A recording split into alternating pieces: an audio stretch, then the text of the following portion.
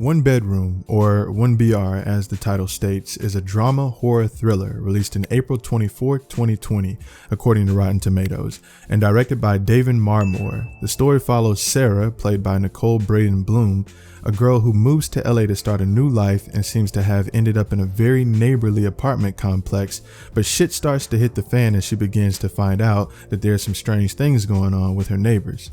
So I want to start this review off by saying when I first came across this movie while browsing for hidden gems, because I like to go hunting sometimes for films that seem to have hidden potential that I may have not heard or have seen trailers for, which I'm sure some of you can relate, but it seemed like this diamond in the dirt that I was looking for given the interesting synopsis that I read.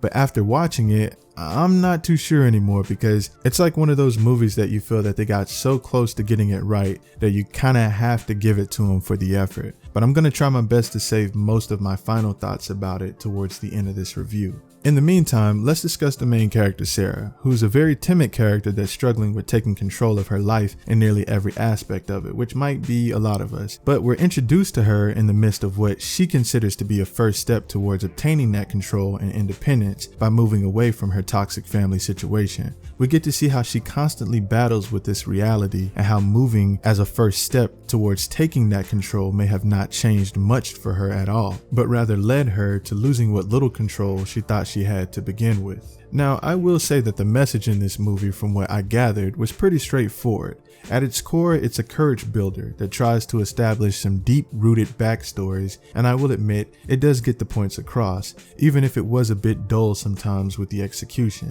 Then there's the big mystery here about what the fuck is actually going on. So once the weird shit is revealed in the second act regarding her neighbors, things seem to really pick up. I found it to be very entertaining watching Sarah struggle and trying to gain an understanding of the community's ideology, and shit stacks up fairly frequently to keep viewers intrigued with the craziness, and like I said, it does deliver in that way. And also, I've mentioned before in other reviews, I tend to really enjoy when a film can portray great scenes in isolated environments. And with that said, the majority of this movie takes place inside of this apartment complex, so there's a lot of creative moments that have to arise to keep things interesting, and it kind of does that for me. For example, they make good use of adding mystery to certain areas of the apartment complex by adding strange markings or scratches on the walls that Sarah is curious about early on. Also, just being honest, the character development was there. I mean, for an element to not have existed like that, or rather not be a prominent point throughout the film, would have definitely ruined its chances of just being an okay movie as is. And we get to see some justifiable growth with her character. Whether that growth works in her favor or not,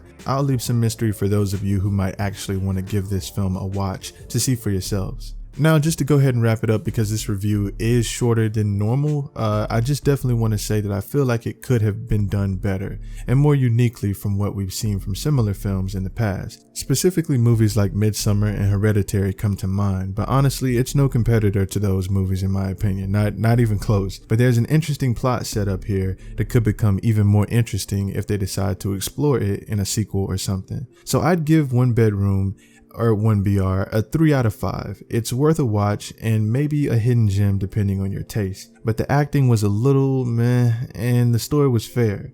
So like I said, I apologize again because this review is a bit shorter than what I normally shoot for. But you know, this film that I saw, it wasn't exactly what I thought it would be, and you know, it was decent. Like I said, I had seen this type of concept tackled before by other films we all have, but it just wasn't executed as well as I felt like it could have been done. So yeah, it's worth a watch if you're just chilling at the house, which we probably all of us are right now. And you know, if you're in the mood for something a little bit creepy, there's not really any new good horror films that are out right now. So yeah, I would definitely recommend just kind of checking this film out. Don't have high expectations for it. It's just a decent film. Also, before I go, please let me know what you guys think about the new visuals. I'm trying to change things up a bit. I know it gets a bit boring, kind of just staring at trailers and images the whole time throughout the video. I'm not really too into showing my face just yet, so I came up with another way to sort of give you guys something a little bit more visually stimulating than just looking at trailers replaying over and over. So let me know what you think about that, and that's it. So there you have it. Thank you for watching. If you enjoyed the content, please subscribe.